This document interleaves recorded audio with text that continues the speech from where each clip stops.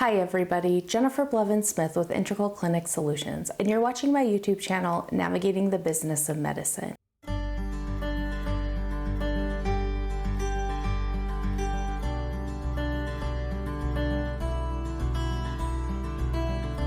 Today I want to talk about the 2022-2023 changes made to ICD-10 and CPT codes. I know I discussed this a little bit in some past videos, but I really wanted to stress the importance of staying on top of the changes for CPT and ICD-10 codes. They are changed, revised, deleted annually, and they go into effect a lot of times after October 1st, but definitely after January 1st of the coming year. You would want to pay attention to that as you read the changes, but please be mindful that not only do they add additional codes in diagnosis codes and procedural codes that you can bill for, they also will remove some so they'll no longer be valid, and they also revise them. A lot of people don't realize they revise some of the codes. They will change the definitions of some of the codes. They will make certain parts of an ICD-10 code kind of, quote, invalid. But if you add additional endings to it, like additional two numbers, two letters combination, then it will be valid. So let's say I-10.01, I don't even know if that's a code, used to be valid, and then after October 1st, you try to bill it and it gets rejected or denied at the insurance because it says it's not a valid diagnosis code. If you look up using your resources available to you, you will find that they probably are saying that because it requires additional digits after that 0.01. So maybe it needs 4 or 5 or 6 digits after the decimal point instead of just the 2.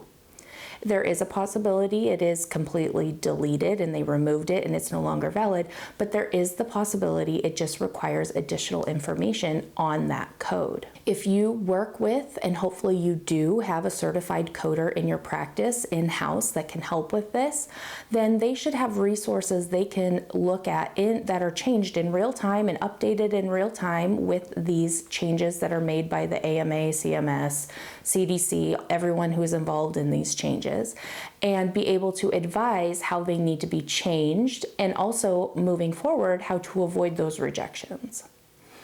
A great tool that they should have at their fingertips, and hopefully either you purchase this for them or you reimburse them for it, is AAPC website. This is where certified coders have access to have a subscription, and like I said, all the changes are made in real time. It's updated, and they can put in a CPT code, an ICD-10 code, a modifier, and it will guide them on the uses of it, if something became invalid, if it's requiring additional digits, how to use it appropriately. And it's so useful. It's better than having those thick books, those procedural books from the AMA, you know, the CPT books or the diagnosis code books. And it's all updated in real time. So it's all in one place. It's fast, it's easy to use. And they can look that up, troubleshoot the issue, advise how to change it, and educate anyone who's doing coding or billing, such as the providers, on what to do moving forward when they're going to be using something so that it doesn't cause the rejection or the delay in you getting payment because the processing is getting delayed. These resources, it's so nice with technology that it's all electronic and it's not paper and having to find storage and trying to sift through these books. Definitely make sure you look into this. Find out if you can get a subscription. It's super helpful. Like I said, it helps guide you on modifiers, ICD-10 codes, CPT codes, any of the limited coverage details for Medicare.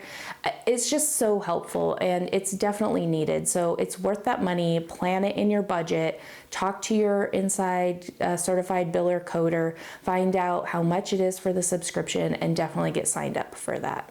Again, make sure you're staying on top of all of this. Like I said, the CPT and ICD-10 changes, the big changes, those come in annually, and they'll either go into effect immediately after October 1st when the finalized rule happens, or it will be January 1st of the coming year. So you want to make sure you're preparing for that, you're aware of it.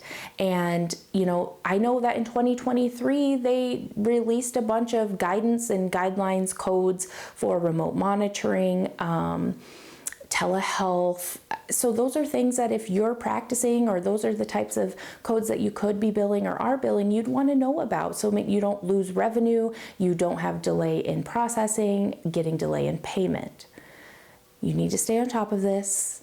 There are many resources. I will put some links in the description of the video for you to use, explore. If you like them, you can bookmark them. But definitely, again, make sure you are utilizing resources available to you, even if you have to pay for it in this situation. In my opinion, it's so worth it. Definitely do it, look into it, budget for it, and make sure that your billing coding specialist is also staying on top of all of this. And you know, they have to do continuing ed credits as well, just like your MAs do, your nurses do, you do as a provider. And these are things that will also help them get these education credits, but it will also benefit you if you support it, because it directly involves your success in your business. If you have any questions or comments about this, please leave that in the comments section below. Smash the thumbs up button if today's video was helpful, and subscribe to my channel if you haven't already. Thank you so much for watching and for the support. Take care of yourselves. Be well. Bye-bye.